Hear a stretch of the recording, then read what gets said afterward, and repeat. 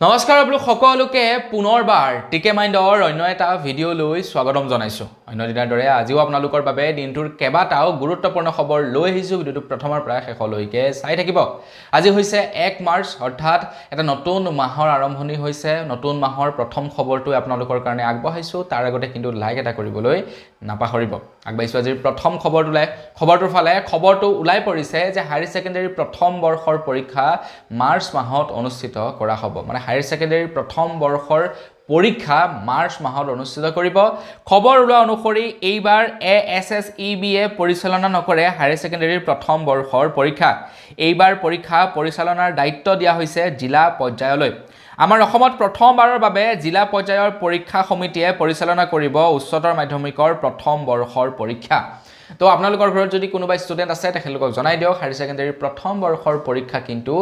March মাহতেই অনুষ্ঠিত হ'ব। বিহুৰ পূৰ্বে পৰীক্ষা আদায় হৈ পৰিব। হায়াৰ ছেকেণ্ডাৰী আৰু মেট্ৰিকৰ পৰীক্ষা অলমষ্ট আদায় হ'লেই নহয় জানো? তো মই ৰুটিনখন এবাৰ চোৱা নাই বাৰু, আদায় হ'লে নাই হোৱা, কিন্তু মাৰ্চ মাহতে অনুষ্ঠিত কৰা হ'ব হায়াৰ ছেকেণ্ডাৰীৰ প্ৰথম বৰ্ষৰো পৰীক্ষা।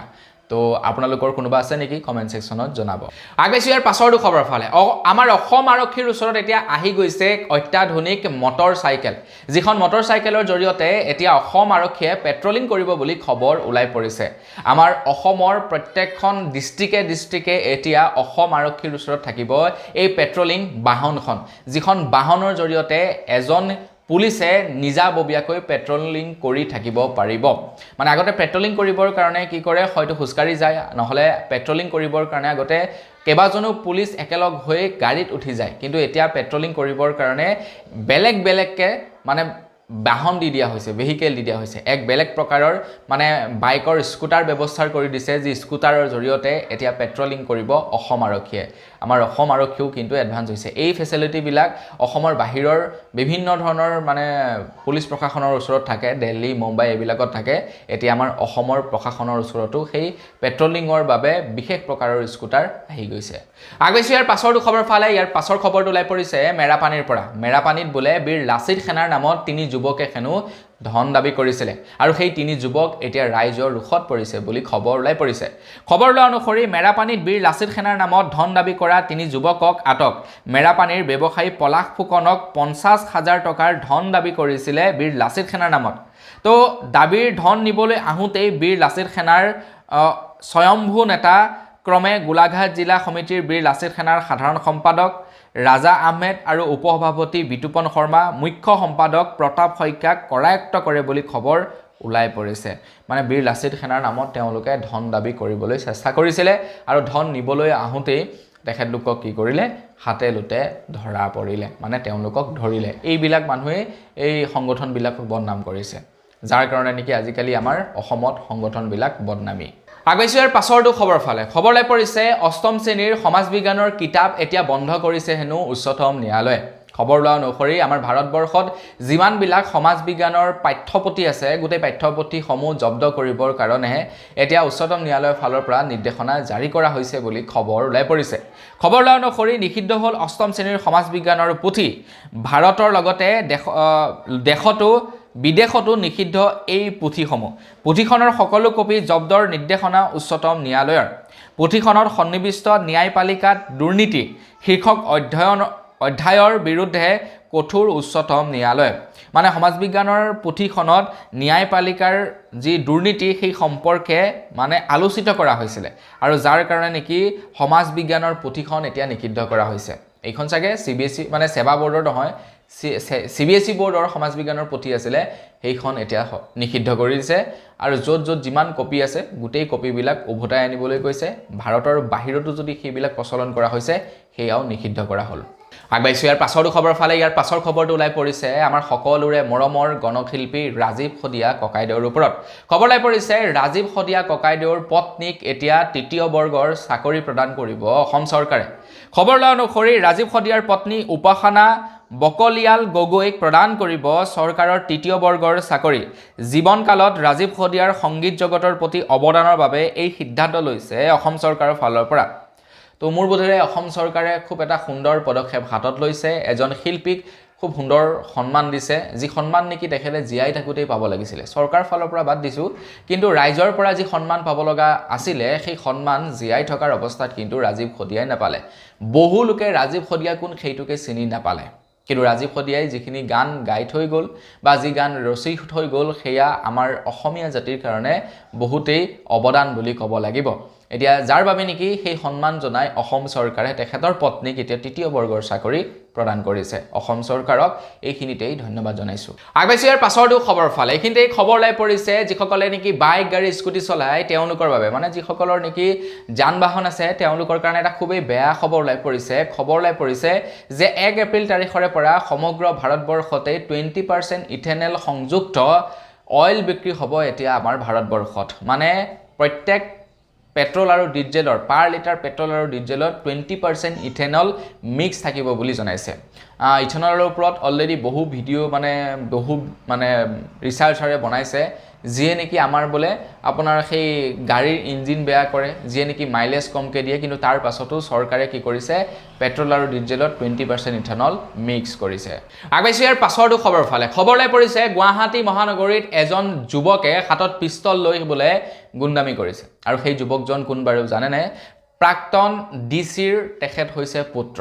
খবৰ লোৱা অনুসৰি হাতত পিস্তল লৈ গুৱাহাটীৰ ৰাজপথত আমোলা পুত্ৰৰ গুণ্ডামি প্ৰাক্তন জিলা আয়ুক্ত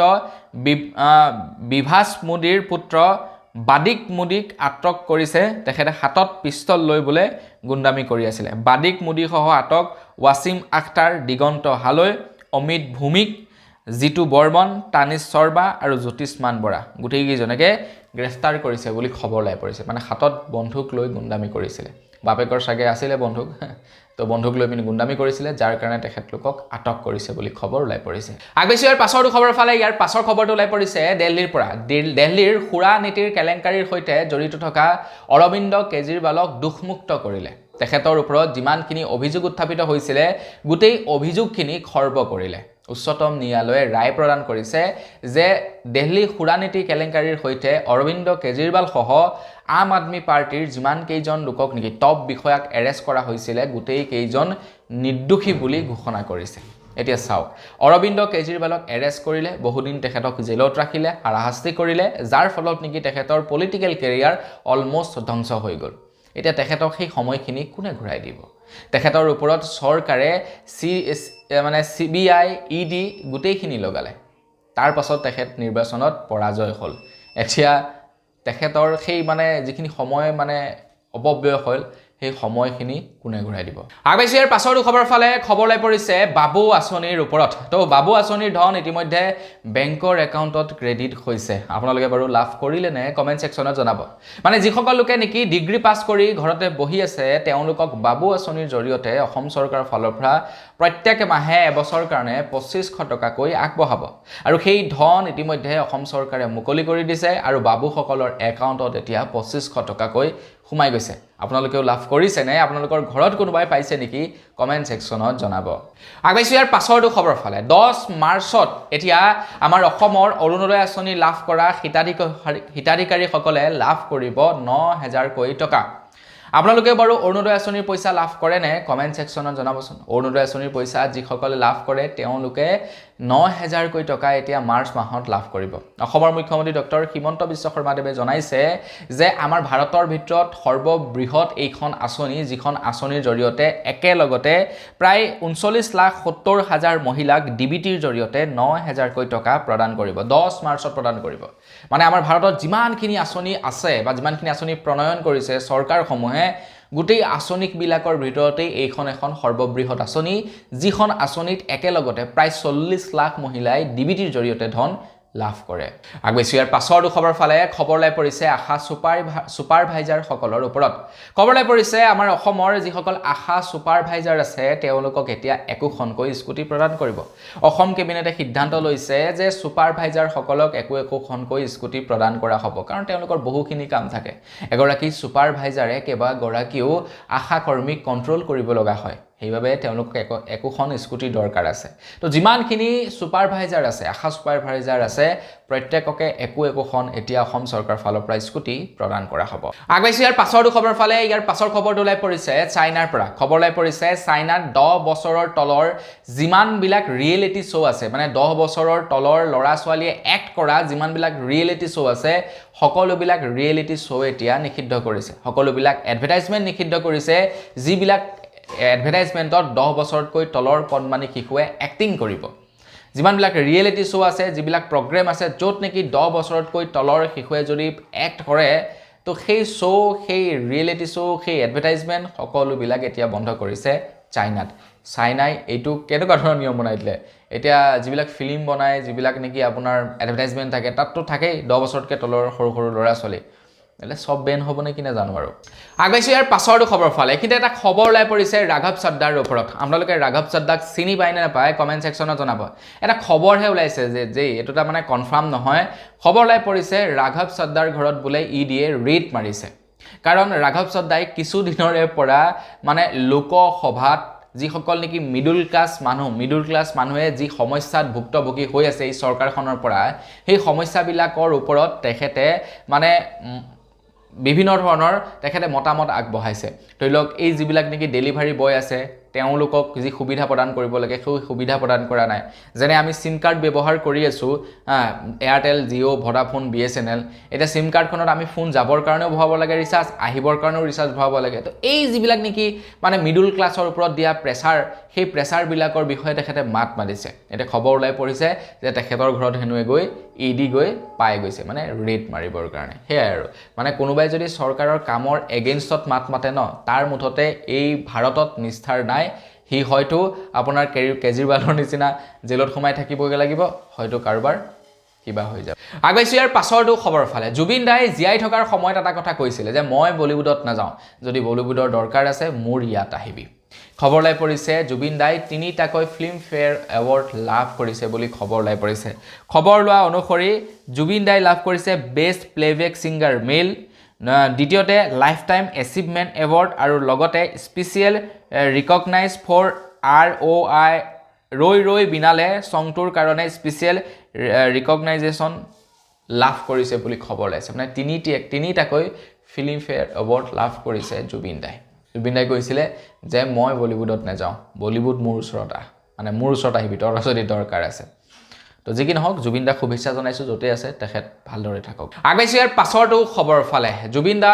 আমাৰ মাজৰ পৰা নাইকিয়া হোৱা প্ৰায় 5 মাহ উকলি গ'ল কিন্তু এতিয়ালৈকে জুবিন ক্ষেত্ৰ নিৰ্মাণ হৈ নুঠিলে এতিয়ালৈকে জুবিন ক্ষেত্ৰৰ কাম সম্পূৰ্ণ হৈ নুঠিলে ভাবি চাওক আপোনালোকে জুবিন ক্ষেত্ৰ যেনেকৈ আছিলে যেনেকৈ সেই প্ৰথমতে দেখিছিলে যে একদম পুৰা হাল্লা চিল্লাকৈ বনাইছিলে তেনেকেই পৰি আছে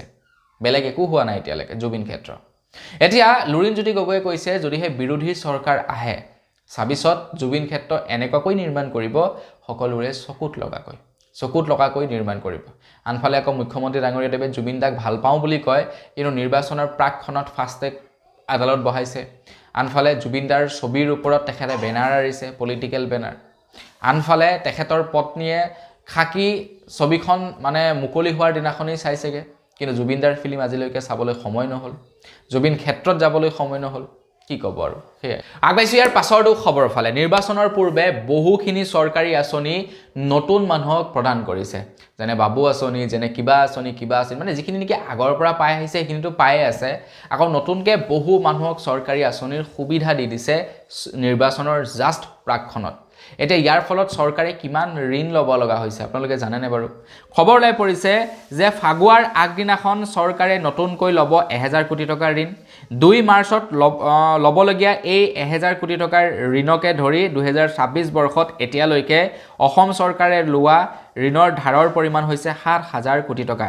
ইয়াৰ পাছতো অহা 10 মাৰ্চত ল'ব প্ৰায় মানে যি মহিলাক নেকি আপোনাৰ অৰুণোদয় আঁচনিৰ ধন বিতৰণ কৰিব তো তাৰ কাৰণেও বোলে 3600 কোটি টকা একেলগতে বিতৰণ কৰিব বুলি জনাইছে একেলগতে প্ৰায় 39 লাখ মহিলাক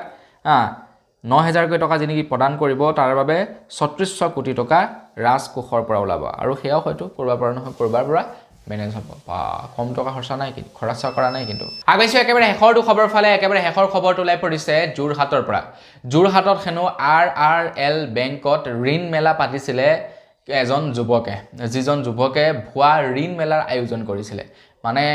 সবকে নিমন্ত্ৰণ জনাইছে যে আহক ইয়াতে ঋণ দিছো লৈ যাওক যেনেকৈ লাগে যাক যেনেকৈ লোন লাগে লৈ যাওক তাৰ পাছত লাষ্টত মানে ৰাইজে হুটপুছ কৰাত গম পালে সি ভুৱা মানে সি ভুৱাকৈ ঋণ দিবলৈ আহিছে তাৰপিছত কি হ'ব ৰাইজে ধৰি লপা লগালে গতিকে এইবিলাকৰ পৰা সাৱধান আজিকালি এনেকুৱা ধেৰ মানে আপোনাৰ প্ৰবঞ্চনা হৈ আছে ঋণৰ নামত প্ৰবঞ্চনা হৈছে দ্বিতীয়তে আপোনাৰ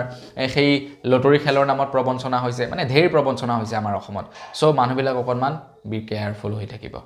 তো বন্ধুসকল বস আজিৰ ভিডিঅ' জনাবলগীয়া খবৰ ইমানকেইটাই আছিলে খবৰকেইটা জানি কেনে পালে কমেণ্ট ছেকশ্যনত জনাব যদি ভাল লাগিলে লাইক এটা কৰি থৈ যাব চেনেলটো ছাবস্ক্ৰাইব কৰা নাই ছাবস্ক্ৰাইবটো কৰি ল'ব পুনৰ এটা লগ পোৱাৰ খাজলৈ বিদায় মাগিছোঁ ধন্যবাদ জয় অসম